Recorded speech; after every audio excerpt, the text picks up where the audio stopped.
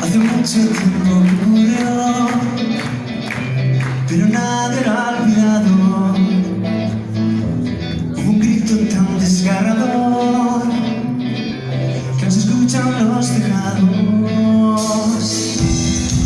Desde entonces nadie más camina por el bosque.